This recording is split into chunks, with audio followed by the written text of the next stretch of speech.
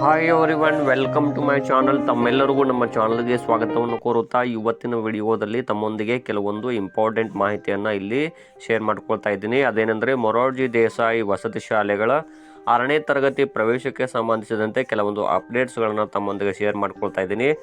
ಅದೇನೆಂದರೆ ನಿನ್ನೆ ದಿನಾಂಕ ಏಪ್ರಿಲ್ 11ರಂದು ಅಂದರೆ 2025 ಏಪ್ರಿಲ್ 11ರಂದು ಮೊರಾರ್ಜಿ ದೇಸಾಯಿ ವಸತಿ ಶಾಲೆಗಳ ಮೊದಲ ಸುತ್ತಿನ ಸೀಟು ಹಂಚಿಕೆ ಪಟ್ಟಿಯನ್ನು ಬಿಡುಗಡೆಗೊಳಿಸಿರುತ್ತಾರೆ. ಆದರೆ ಬಹಳ ಜನ ಕೇಳ್ತಾ ಇದ್ರು, ಇದು ಸಂಪೂರ್ಣ ಲಿಸ್ಟ್ ಬಿಟ್ಟಿಲ್ಲ ಅಂತ.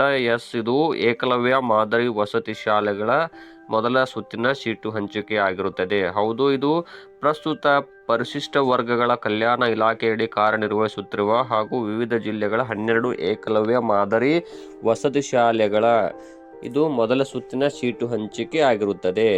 ಇದೇ ಫೆಬ್ರವರಿ 15, 2025ರಂದು ಮೊರಾರ್ಜಿ ಪ್ರವೇಶ ಪರೀಕ್ಷೆ ನಡೆದಿತ್ತು. ಈ ಮೊರಾರ್ಜಿ ಪ್ರವೇಶ ಪರೀಕ್ಷೆಯಲ್ಲಿ ಕೇವಲ ಇಲ್ಲಿ ಮೊರಾರ್ಜಿ ವಸತಿ ಶಾಲೆಗಳು ಅಷ್ಟೇ ಅಲ್ಲ, ಏಕಲವ್ಯ ಮಾದರಿ ವಸತಿ ಶಾಲೆಗಳಿಗೂ ಅಂದರೆ ಕರ್ನಾಟಕ ರಾಜ್ಯದ 12 ಏಕಲವ್ಯ ಮಾದರಿ ವಸತಿ ಶಾಲೆಗಳಿಗೂ ಇದೇ ಪರೀಕ್ಷೆ ನಡೆದಿತ್ತು, ಇದೇ ಪ್ರಶ್ನೆ ಪತ್ರಿಕೆ ಇತ್ತು.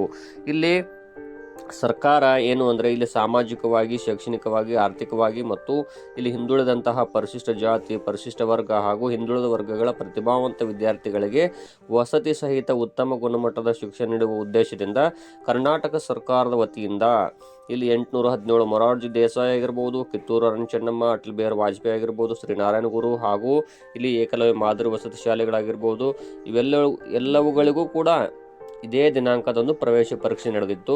ಇಲ್ಲಿ 6ನೇ ತರಗತಿಗೆ 41,500 ಸೀಟುಗಳಲ್ಲಿ 50% ಸೀಟುಗಳು ಅಂದರೆ 20,750 ಸೀಟುಗಳನ್ನು ಇಲ್ಲಿ ಪ್ರವೇಶ ಪರೀಕ್ಷೆ ನಡೆಸಿ ಆನ್ಲೈನ್ ಪ್ರಕ್ರಿಯೆ ಮುಖಾಂತರ ವಿದ್ಯಾರ್ಥಿಗಳನ್ನು ಭರ್ತಿ ಮಾಡಲು ಸರ್ಕಾರ ಇಲ್ಲಿ ಕರ್ನಾಟಕ ಪರೀಕ್ಷಾ ಪ್ರಾಧಿಕಾರಕ್ಕೆ ನಿರ್ದೇಶನ ನೀಡಿತ್ತು.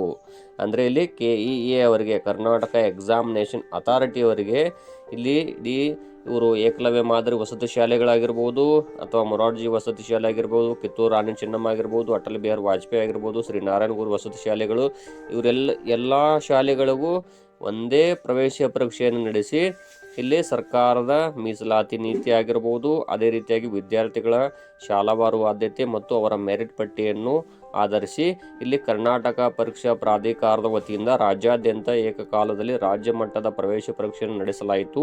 ಸದರಿ ಪರೀಕ್ಷೆಯಲ್ಲಿ ವಿದ್ಯಾರ್ಥಿಗಳು ಪಡೆದ ಅಂಕಗಳ ಆಧಾರದ ಮೇಲೆ ರಾಜ್ಯ ಮಟ್ಟದ ಮೆರಿಟ್ ಪಟ್ಟಿಯನ್ನು ಸಿದ್ಧಪಡಿಸಲಾಯಿತು ಮತ್ತು ಅವರಿಗೆ ಅನ್ವಯಿಸುವಂತಹ ಮೀಸಲಾತಿ ಹಾಗೂ ಅಭ್ಯರ್ಥಿಗಳು ಪ್ರವೇಶಾತಿಗಾಗಿ ನಮೂದಿಸಿರುವ ಶಾಲೆಗಳ ಆದ್ಯತಾ ಪಟ್ಟಿಯನ್ನು ಆಧರಿಸಿ ಆಯಾ ಜಿಲ್ಲಾ ವ್ಯಾಪ್ತಿ ಶಾಲೆಗಳಿಗೆ ಕಂಪ್ಯೂಟರೈಸ್ಡ್ ಆಟೋ ಸೆಲೆಕ್ಷನ್ ಮೂಲಕ ನಿನ್ನೆ ದಿನಾಂಕ ಏಪ್ರಿಲ್ 11ರಂದು ಇಲ್ಲಿ ಏಕಲವ್ಯ ಮಾದರಿ ವಸತಿ ಶಾಲೆಗಳಿಗೆ ಇಲ್ಲಿ ಸೀಟು ಹಂಚಿಕೆಯನ್ನು ಮಾಡಲಾಗಿದೆ. ಮೊದಲ ಸುತ್ತಿನ ಸೀಟು ಹಂಚಿಕೆಯನ್ನು ಇದು ಏಕಲವ್ಯ ಮಾದರಿ ವಸತಿ ಶಾಲೆಗಳಲ್ಲಿ ಮೊದಲ ಸುತ್ತಿನ ಸೀಟು ಹಂಚಿಕೆಯಲ್ಲಿ ಪರಿಶಿಷ್ಟ ಪಂಗಡದ ವಿದ್ಯಾರ್ಥಿಗಳ ಆಯ್ಕೆಯನ್ನು ಮಾಡಲಾಗಿದೆ. ಪರಿಶಿಷ್ಟ ಪಂಗಡದ ಬಾಲಕ ಬಾಲಿಕೆಯರು ಹಾಗೂ ವಿಶೇಷ ವರ್ಗದ ಸೀಟು ಹಂಚಿಕೆಯನ್ನು ನಿನ್ನೆ ದಿನಾಂಕ ಇಲ್ಲಿ ಬಿಡುಗಡೆಗೊಳಿಸಲಾಗಿತ್ತು. ಇಲ್ಲಿ ಏಪ್ರಿಲ್ 16ರವರೆಗೂ ಅವರಿಗೆ ಅಡ್ಮಿಷನ್ ಮಾಡಲು ಅವಕಾಶವಿರುತ್ತದೆ.